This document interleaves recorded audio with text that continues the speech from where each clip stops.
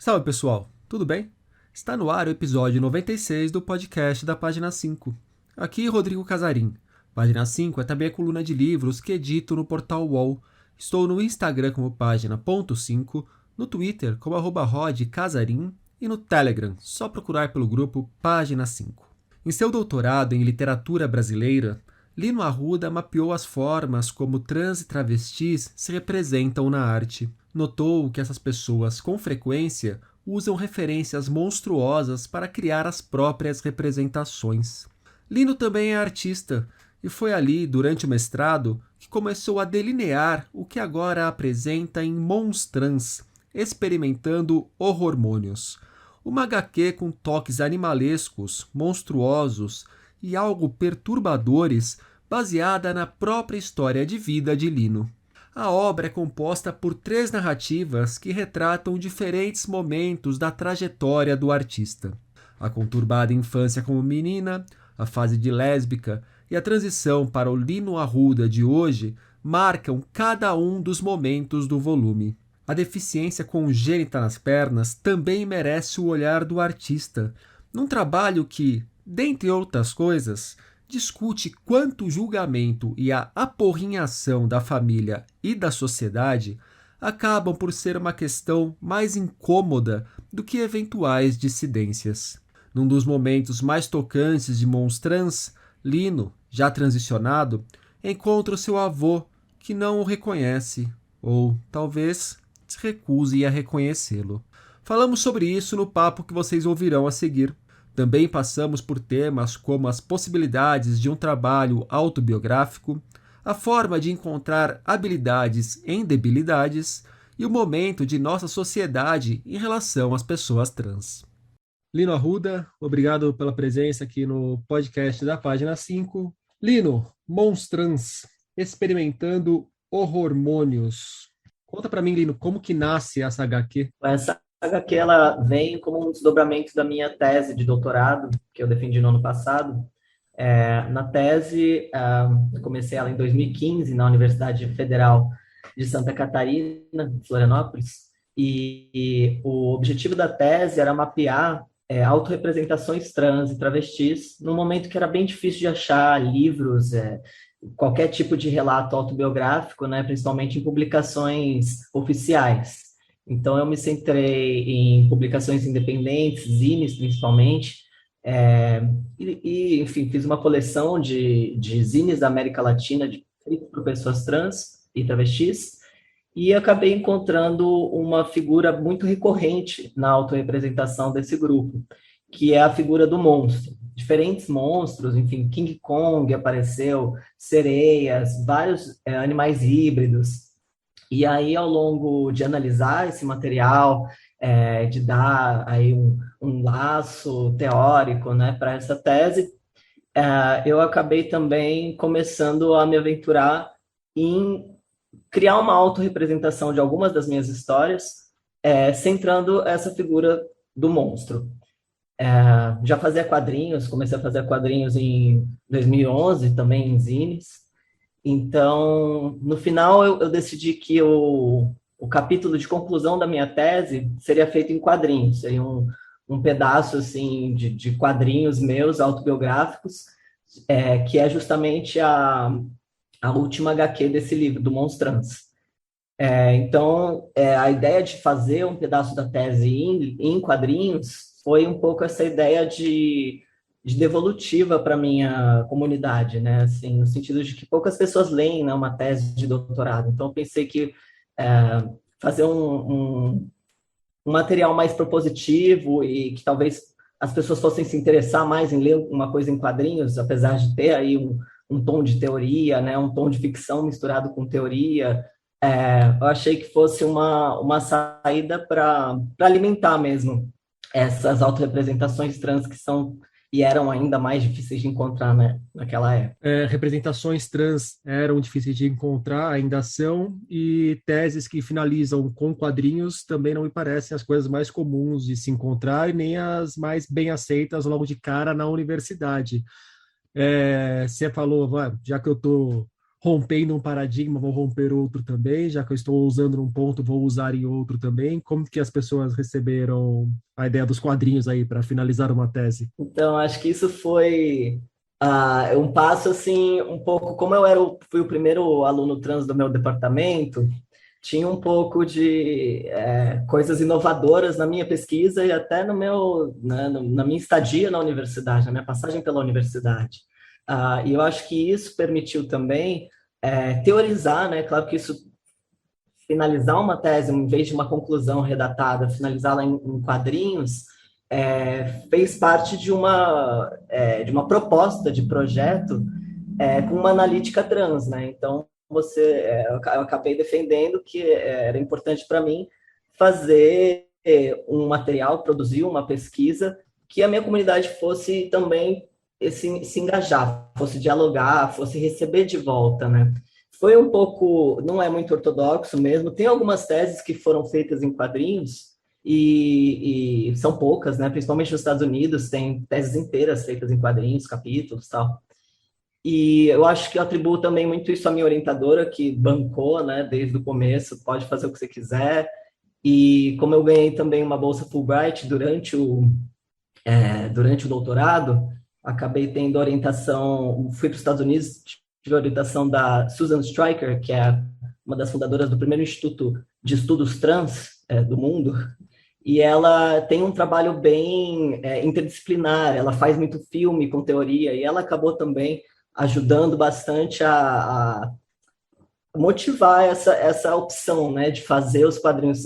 Os quadrinhos também podem ser teoria, né, também são uma forma de conhecimento legítimo, enfim. É uma linguagem que busca uma representação da realidade, ou pode buscar uma representação da realidade, do mesmo jeito que a língua escrita também é, né? Não é a realidade em si, é uma busca por essa representação. Exatamente. O Monstrança é um livro autobiográfico que nasce de uma tese de fundo também autobiográfica, que você vai para a tese, você vai atrás de todo o referencial teórico para dar embasamento para muito do que você viveu, mas na hora que você vai levar uma história autobiográfica para uma HQ, eu imagino que você tem uma liberdade para flertar com os limites da fidelidade autobiográfica, brincar com eventualmente com a ficção, moldar a sua autobiografia do jeito que você achar melhor, porque você não está fazendo uma autobiografia propriamente dita, você está fazendo uma HQ de fundo autobiográfico.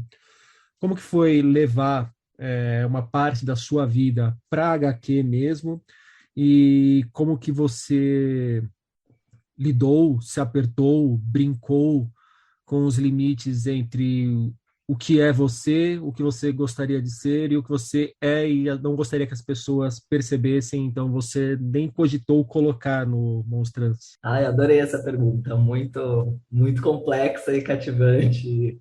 E eu acho que Olha, você tem representa 1 hora e meia para responder, tá? fazer uma dissertação, então. Eu acho que representa muito desse conflito, né? Esses limites do que é o biográfico, o que não é, até que ponto a sua subjetividade, o seu ponto de vista já não é muito autobiográfico em toda a sua escrita, né? Ah, mas eu acho que foi um desafio no sentido da exposição, né? De se expor, de se desenhar, de colocar o próprio corpo até. é, eu brinco bastante, eu acho que tem muito de fantasia, né? Tem um realismo fantástico, tem coisas que, claro, que não são autobiográficas, são leituras, né? Inclusive, o início é uma fantasia de embrulhar o estômago, toda a situação que o personagem está envolvido ali. Então, e é interessante porque até esse início, ele, que é uma figura, né, olhando no espelho, e aí uma série de metáforas sobre acne, sobre coisas nojentas, escatológicas, é, também tem uma coisa muito autobiográfica aí, né? Também tem uma coisa que remete muito à transição, justamente à acne, né? A essa segunda puberdade na vida adulta, enfim. Então, ela toda tem esse fio condutor autobiográfico e ao mesmo tempo monstruoso, que é impossível, né, dentro da autobiografia. Eu acho que assim, no processo de roteirização, A última HQ, que é a que eu narro um encontro com o meu avô, foi a última vez que eu vi o meu avô quando ele estava no hospital, não sabia que eu era trans, fui lá vê-lo depois de muitos anos, ele não me reconheceu por causa dos tratamentos hormonais. Essa HQ, ela aconteceu exatamente assim, ela foi um roteiro que a vida me deu, e eu só fui lá e desenhei, e claro, brinquei com algumas palavras, troquei algumas sequências, né, de lugar, mas ela é, acho que, a mais fidedigna, assim, vamos dizer, isso aconteceu tal qual. O meu maior, assim, acho que a minha maior intrusão nessa história foi saber como editá-la, onde parar, porque aquilo continuou, enfim, depois ele morreu, e depois teve um enterro, teve uma série de outros encontros com a família que foram, enfim, igualmente poderiam estar lá representados. É, então, essa acho que foi a mais fácil nesse sentido, porque o roteiro eu já tinha e eu fui ilustrando, apesar de ser uma das mais viscerais e uma das mais difíceis também de voltar para essa memória, né? Eu acho que quando a gente faz esse movimento de autobiografia, de memória, a gente tem que encarar também uma série de momentos, né, recordações, que acaba sendo até uma oportunidade de reelaborar, né, refazer essas histórias. Eu acho que eu me servi muito disso também no Monstrans, principalmente na primeira parte do livro, em que eu falo sobre deficiência, né? Eu faço diversos paralelos sobre ter nascido com uma deficiência congênita nas pernas e a minha transexualidade, né? Então, eu acho que eu usei muito essa oportunidade de criar esse livro para recriar essas histórias para mim mesmo, né? Como é que eu lido com isso? Como é que eu vou pensar, né, e teorizar isso para mim mesmo e contar essa história? E claro, teve muita coisa deixada de lado, né? Muita coisa que não cabia, até porque o desenho é muito demorado, é um desenho em aquarela, né? Um desenho muito minucioso. Acho que foi a parte mais penosa assim do livro, foi realmente finalizar todas as aquarelas. Então, isso já traz assim uma urgência de edição muito grande, né? Não vou ser minucioso como, por exemplo, a Alison Bechdel, né? Que procura exatamente como era a casa, como era o rodapé da casa, enfim, tinha toda essa fidedignidade, né? Acho que o meu projeto brinca um pouco mais com essas possibilidades do que eu quero mostrar, o que eu não quero mostrar, e tudo que eu estou mostrando já é monstruoso e já é absurdo, né? Então, fica bem turvo essa coisa do que é autobiográfico, o que não é. Mas tem alguns momentos que são bem específicos. Por exemplo, tem uma página que é um mapa de Campinas, e realmente os lugares em que eu marquei o mapa de Campinas foram bares em que eu fui expulso quando eu era lésbica. Então, tem coisas que são bem, assim, factuais, né?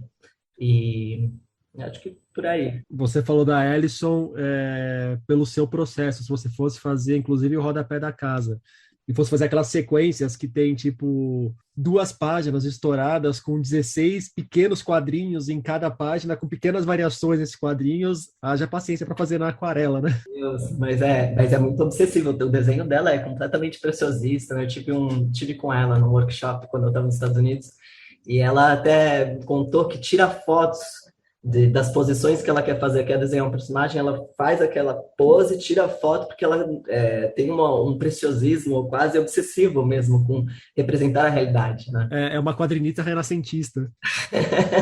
Lino, no Monstrans, você já falou um pouco, mostra um personagem com problemas com o corpo, dificuldades com o corpo, de aceitação do corpo, não só a questão da sexualidade, mas, como você já falou, tem as pernas tortas, os pés tortos, mas é um personagem que, com o tempo, ele por si só meio que vai se entendendo com o corpo dele, vai criando soluções para o corpo dele, vai resolvendo por conta própria certos conflitos e entendendo caminhos para aquele corpo e para as diversas dissidências que aquele corpo tem. Só que enquanto ele vai se entendendo com o corpo, tem pessoas ao redor que não param de encher o saco dele e, tipo, ele tá bem com o corpo eventualmente, só que alguém no entorno tá falando, não, não pode ser assim, você tem que mudar. E eu fiquei com a impressão que isso às vezes acaba sendo um problema maior do que o problema do corpo em si. É mais fácil lidar com dissidências naturais do que com a apurrinhação social? Então, eu achei interessante a tua leitura. Até ficou super curioso também. Fiquei 4 anos desenhando esse livro, fico curioso para saber como tá, como é lido, como é recebido, né, essa devolutiva. Posso só acrescentar uma coisa, que eu falei dissidências naturais, e esse dissidências naturais, na verdade, não é uma dissidência natural, já é uma dissidência justamente pela maneira social de se encarar a natureza. É só Exatamente. para deixar bem pontuadinho. Sim, não, totalmente. Eu acho que principalmente para essa parte onde eu falo, eu uso muito como, vamos dizer assim, como uma muleta, né, já para entrar até na temática, a transexualidade para falar sobre deficiência física, né? Ah, e eu usei bastante um tipo de pensamento que vem dos estudos da deficiência, que é que, na verdade, a ideia da deficiência, né, é o encontro com as pessoas não deficientes, né? Aí que se cria a deficiência. E aí que você vai tendo que aprender sobre si mesmo através do olhar do outro, né? Eu acho que essa é um pouco o conflito, né, com o mundo e o eu, né? Acho que eu coloco isso bem polarizado, né? Que na verdade, quando criança, não entendia que existia propriamente um problema, né, no meu corpo, ou enfim, isso é toda uma série de passagens, né, pela vida social, que a gente vai aprendendo e internalizando esses obstáculos, né, essas normas, enfim. Então, eu quis colocar realmente essa dificuldade como vindo muito de fora, né? Como vindo muito dessa natureza mais autoritária, né? E tem a figura da mãe, enfim, a figura dos médicos, aí outras figuras que surgem também de forma mais fantasmagórica, tal, da família, né? Mas eu achei legal, achei interessante que transpareceu essa ideia de que o personagem em si, ele não tem esse conflito pré-existente, né? Ele vai encontrando isso ao longo da sua trajetória, porque realmente ah, acho que é exatamente isso que eu estava tentando representar ali com essa HQ. Então, se fosse uma prova sobre HQ e você fosse professor, ia tirar uma nota boa no final, ia agradar. Não dá. A leitura é livre, né? A interpretação é livre. Claro, claro. Ah, mas a interpretação é livre, mas quando você está conversando com o autor e a interpretação mais ou menos bate com o que o autor pensa, poupa ruídos ou eventuais discussões mais árduas, senão a gente ia ter que entrar no embate aqui, eventualmente, de por que que você achou isso da minha obra? Não foi isso que eu quis dizer. Porque a interpretação é livre, mas tem autor intransigente por aí também, né? Lino, duas frases que eu pesquei que eu gostaria que você extrapolasse um pouco essas frases. Logo no começo, sobre o corpo, você escreve: você não é uma unidade, você é uma entidade múltipla. E ali fica claro que no momento que essa frase entra, ela extrapola aquele momento em si. Você pode falar um pouco sobre essa entidade múltipla? Sim, eu gosto muito dessa frase. Eu acho que esse é um dos momentos alguns momentos nessa HQ transparece um pouco o meu background acadêmico, né? Essa frase ela é da Glória Anzaldúa, é uma teórica feminista que fala muito sobre mestiçagem, fronteiras, e ela vai falar um pouco também umas bases para a gente pensar a fronteira entre o humano e o não humano. Eu justamente uso essa frase no momento em que acho que é a bactéria que está falando com o personagem, né? Vem desse momento de quem é você. Você não é um ser único, né? Vem essa figura do humano excepcional, ocidental, né? Homem branco que existe, irracional, enfim. É um pouco quebrando essa mentalidade e pensando o humano como continuação de diversos não humanos, né? Por exemplo, nosso corpo é forrado de bactérias, o corpo é bactérias, né? Nosso corpo são vários organismos. E eu usei um pouco essa ideia dessas bactérias como uma metáfora micro e macro, né? Para pensar a necessidade de estar conectado também com comunidades, né? Então, é um pouco fazendo essas redes de comunidades trans, comunidades monstro, dissidentes, deficientes, enfim.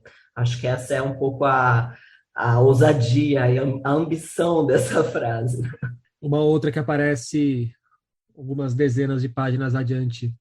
A ideia era transformar as debilidades em habilidades.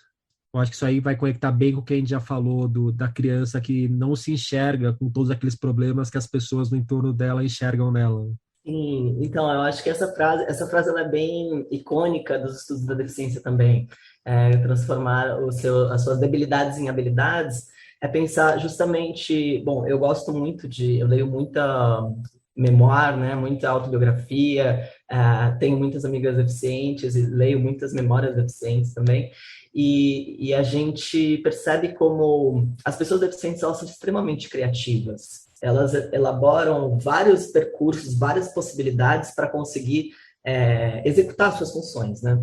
E eu acho que é isso que essa frase diz aí. Eu justamente estava falando da minha condição de uma doença do colágeno, né? Que é uma hipermobilidade, justamente, enfim, a gente tem essa visão de que a deficiência é só algo que te limita, né? Mas a deficiência, pensando, por exemplo, no Garrincha, Mané Garrincha, né? Para falar mais uma referência que está aí no livro. Ele justamente foi um jogador de futebol exemplar, né? Fora do comum, porque ele tinha uma condição bem semelhante à minha, que são as pernas viradas, tortas, né? Então ninguém sabia para que lado que ele ia chutar a bola. E ele confundia, todo mundo andava sozinho pelo campo e fazia o gol. É um pouco nesse sentido, usar as tuas diferenças, né, o que são vistos como debilidades, a seu favor. Né? Você comentou já da última parte do livro, que tem o encontro com o avô, que não reconhece o neto, que já é um trans masculino. Eu fiquei bem na dúvida se ele não reconheceu ou se ele não quis reconhecer. Se você quiser, você pode falar um pouco mais sobre isso. Não sei o quão fácil é para você essa questão. Mas quanto esse processo de entendimento, aceitação e mudanças com relação ao próprio corpo, que tem muitas rupturas internas, tem muitos conflitos internos, também envolvem rupturas com pessoas muito próximas, com pessoas da família, com pessoas queridas, com pessoas amadas. Tem uma transformação não só na esfera social, mas numa esfera social muito próxima da familiar, né? Com certeza, sim. Eu acho que essa história aí, acho que só meu avô vai poder dizer, né? O que é que ele viu, o que estava acontecendo. Como a minha mãe estava lá também nesse dia, né? E ela também deu o seu parecer e ficamos todos um pouco. Eu acho que realmente o meu avô não tinha a inteligibilidade, a visão de mundo de saber que é possível transicionar de um gênero para outro. Então, eu acho que ele não foi capaz de ver isso, de perceber isso, né? Até porque ele estava bem lúcido, né? Ele não estava no momento da morte dele, ele não estava com nada debilitante assim na cognição. Então, por isso essa história é tão exageradamente bizarra, né? Porque parece, enfim, a gente tem que pensar também que é uma outra geração, né? Eu ia complementar isso, que assim, parece bizarro para uma pessoa da sua geração, a gente deve ter uma idade mais ou menos próxima, talvez seja até um pouco mais, você seja até um pouco mais novo do que eu, mas pensando com a cabeça de alguém da idade dos meus pais, por exemplo, que já tem seus 70 e tantos anos, não me parece uma ação tão inverossímil aquela que eu encontro na HQ, né? Uhum. Sim, então, justamente.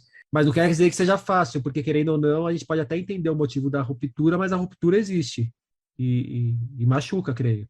É difícil. Sim, eu acho que historicamente a gente pode falar assim que várias pessoas trans, elas é quase um clichê, né? Transicionar longe da família, né? Fazer uma viagem, se mudar, justamente para que esse processo da transição seja um processo próprio para depois ser apresentado, né? Esses desafios de você se apresentar novamente, né? Acho que nesse sentido, bom, esse processo do meu avô, acho que fica essa dúvida mesmo, fica essa confusão, né, na HQ, mas justamente para fazer essa prerrogativa, né, essa interrogação de tipo, quem sou eu? Como transicionar faz com que você até perca a sua história, né? Perca o seu passado. As pessoas trans também foram crianças, né? Como fazer pontes entre esses momentos tão opostos da vida e que são apresentados de uma forma tão abrupta, né?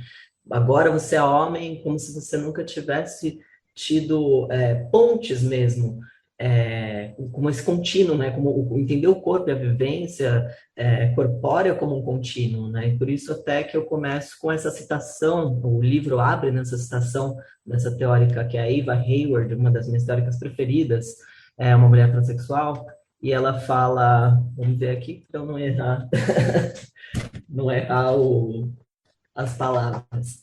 Eu sou sempre do meu tecido, mesmo em sua contínua transformação.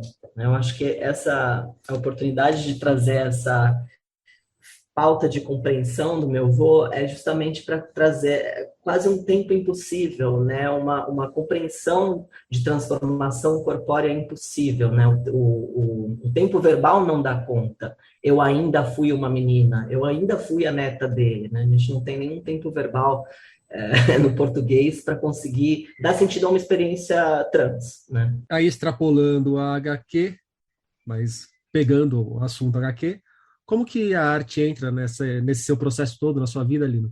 A Por que arte, que você vira quadrinista? Por que que você vira alguém que vai fazer uma tese e fala, não, vou fazer uma tese em quadrinho? Ninguém inventa de começar a desenhar quadrinho na hora da tese, creio. sim. Não, na verdade eu tenho uma formação, minha mãe é artista e eu tenho uma formação, uma dupla diplomação em artes visuais na Unicamp e na Espanha. Então, sempre trabalhei com imagem, sempre trabalhei, faço ilustração, né? Sempre trabalhei com ilustração. Na verdade, a minha trajetória acadêmica, ela era paralela à minha trajetória artística e ativista, né? Então, eu comecei a fazer quadrinhos em 2011 e eu até me sentia, e ainda me sinto um pouco uma farsa, assim, dos quadrinhos, porque eu não sou, assim, aquela pessoa que teve quadrinhos a vida inteira, que leu quadrinhos, que tem biblioteca de quadrinhos, acho que eu conheço bem pouco até, né, mas comecei a fazer porque, na época, né, isso 10 anos atrás, eu estava muito envolvido eu era lésbica, né, então eu estava muito envolvido em lesbofeminismos e fazendo redes e criando um movimento aí feminista, né, em São Paulo, e no meio desses encontros autônomos que a gente gestionava, eu acabava ouvindo muitas histórias, conhecendo muitas pessoas, e eu me dava conta de que aquelas histórias não estavam em lugar nenhum. Por exemplo, o que passava assim de lésbicas na televisão, na novela, né, não tinha nada a ver com as coisas que as minhas amigas contavam. Então, o primeiro quadrinho que eu fiz foi porque eu queria muito que aquela história, eu achava aquela história muito boa e eu queria muito que mais pessoas vissem, eu não queria que sumisse, assim.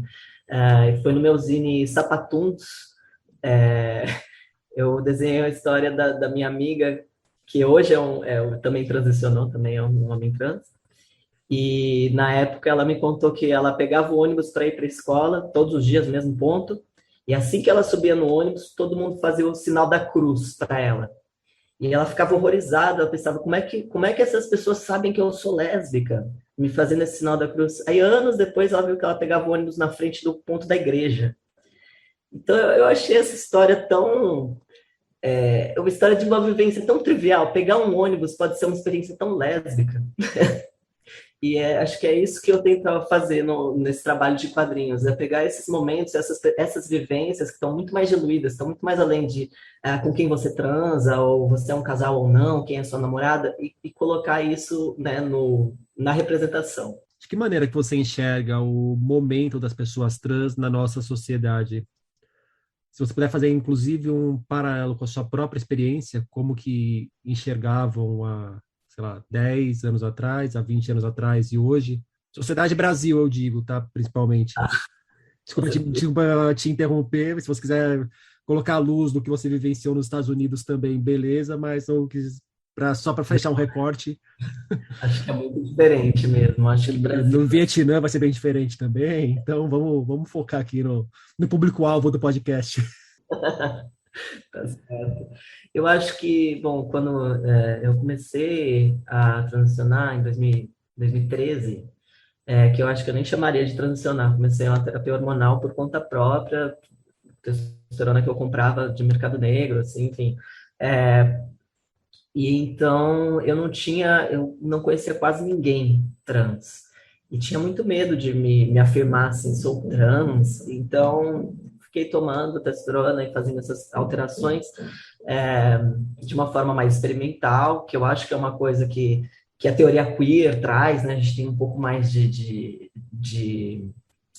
ah, espaço para essa experimentação atualmente, né? E a gente não tinha, assim, grandes debates, nem grandes figuras, assim, sobre isso. Tem as figuras, mais as figuras travestis, né? Ainda também muito estigmatizadas nessa época, mas figuras transmasculinas eram muito difíceis de achar e de querer até se identificar com isso, né? Eu acho que uma das coisas que eu me lembro, assim, em termos de representação, de ter sido criança e ter visto no TV Pirata um personagem que a Cláudia Raia fazia, que era o Tonhão, no quadro As Presidiárias do TV Pirata. Eu devia ter uns 8 anos, sei lá. E era uma pessoa claramente masculina, que chamava Tonhão, mas que estava na prisão feminina. E ele estava lá porque ele estuprou não sei quantas alunas no colégio e tal. E ele era uma masculinidade, então, lésbica ou não, ou a gente não tinha muito nome para aquilo, e aquela figura me interessava e me dava muita repulsa também. Porque era como se desejar aquilo fosse em contra dos meus interesses, né? Fosse uma coisa que realmente não fosse bom para mim, né? E eu acho que hoje, em contraponto com esse momento, até as pessoas mais novas, né, já tem vocabulário para falar sobre gênero, já tem vocabulário para falar sobre sexualidade. Acho que, enfim, tem as redes sociais, né? Tem uma série de formas de acessar mesmo o conteúdo, né? De acessar informação, de acessar grupos. Eu acho que hoje a gente está num lugar muito mais privilegiado, apesar de ainda muito desfalcado, né? Se a gente pensar na literatura, nas artes em geral, né? Na música, acho que está começando um movimento mais abrangente, e que é um momento muito bom para produzir coisas, né? Eu sinto muito isso também em relação ao meu público, né? As devolutivas que eu recebo das pessoas comprando livro, se identificando, gostando, ou comentando e pensando coisas novas através dele. Acho que a gente está com uma efervescência muito rica dos debates trans nesse momento. Lino, para a gente fechar o nosso papo, me indica um livro. Indicar um livro, puxa, o melhor Qualquer livro. coisa, o livro que você quiser indicar. Acabei de ler o da Camila Sosa Bichada, é uma travesti argentina. Acabou de sair a tradução dela, é O Parque das Irmãs Magníficas. Um dos melhores livros que eu li esse ano, sem dúvidas. Esse mesmo já está aí.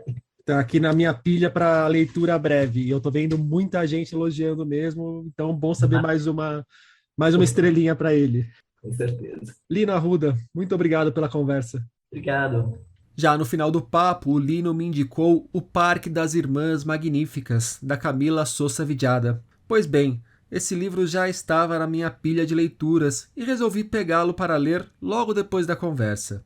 Dei conta rapidinho, gostei bastante e já escrevi sobre ele. Publiquei a resenha do livro na última quarta, dia 22 de setembro. Só procurar lá na coluna. Voltando ao quadrinista, Monstrans, experimentando hormônios de Lino Arruda, chega aos leitores graças ao projeto Rumos, do Itaú Cultural. A ótima revista Punhado está passando o chapéu para lançar a sua 7ª edição.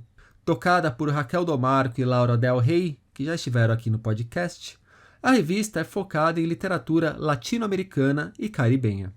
Aliás, nosso papo foi justamente sobre a literatura feita hoje na América Latina. Recomendo que ouçam, é o episódio 87. A ideia da Punhado é publicar contos, prosas curtas, ensaios e trechos de romances, dentre outros, que sejam inéditos aqui no Brasil.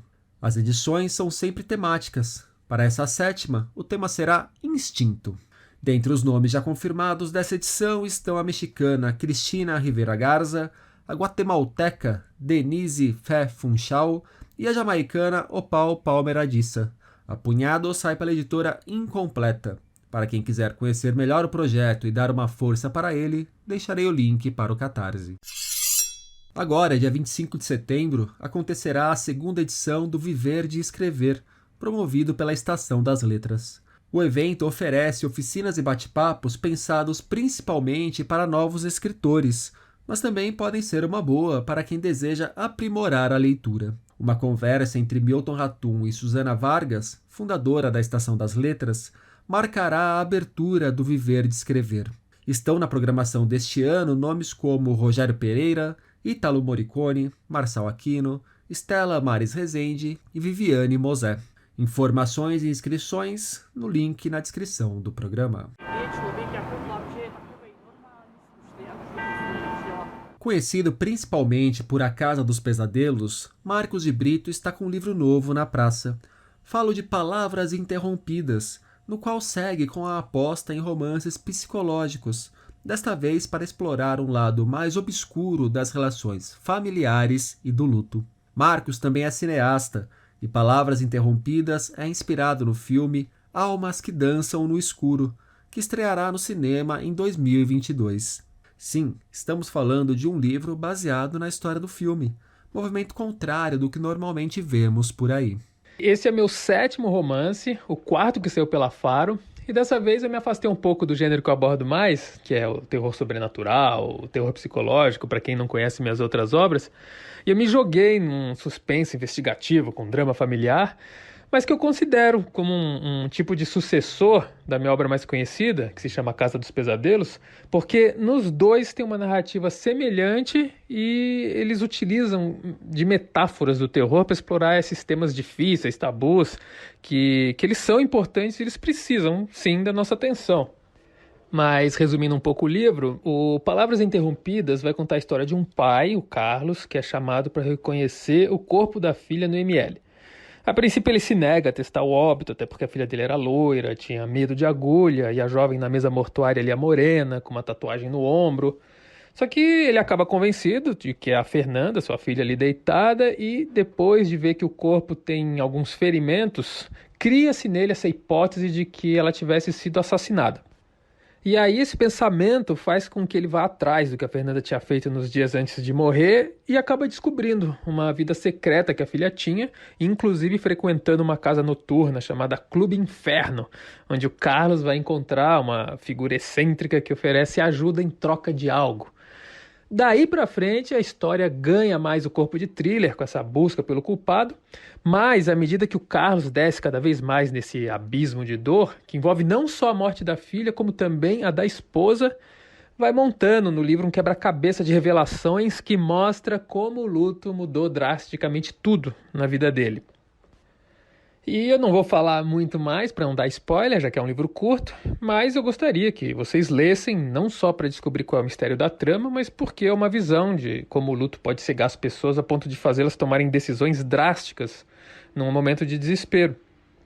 Então, fica a minha dica aqui para vocês, Palavras Interrompidas, que também tem um projeto gráfico belíssimo da Faro e é importantíssimo dizer que muito em breve vocês vão poder assistir a adaptação desse livro para o cinema, que vai sair comercialmente no início de 2022, mas que já agora, a partir de setembro, ele vai poder ser visto em alguns festivais com o título As Almas que Dançam no Escuro. Abraço a todos e viva a literatura nacional! Palavras Interrompidas, de Marcos de Brito, chega aos leitores pela Faro Editorial. Contos escritos a partir de 2004, com a ascensão das redes sociais. Neles, aproveita os dedos em riste para apontar para a própria ou para as próprias bolhas, em histórias que podem levar a reflexões sobre culpas, levar a famosa meia-culpa. É daí que nasce Culpa, reunião de 9 contos de Caco e Chac. Culpa é meu 4º livro autoral, reunião dos meus contos escritos a partir de 2004. Não à toa começou a nascer com o surgimento das redes sociais, Orkut, MySpace, com esse engajamento imediático, com, perdão, trocadilho, hedonista na dor alheia, que muito grita com os dedos, mas pouco faz, faltam calos nas mãos. Não sei se foi bem isso que o Sartre quis dizer quanto à essência ser o conjunto das aparências ao longo da vida. Embora seja por aí a análise, aparências. Eu tento sempre trazer questões contemporâneas para o meu trabalho, ainda que eu tenha de fazer uma ou outra viagem ao passado, mas só para dar embasamento ao que eu pretendo analisar no presente mesmo.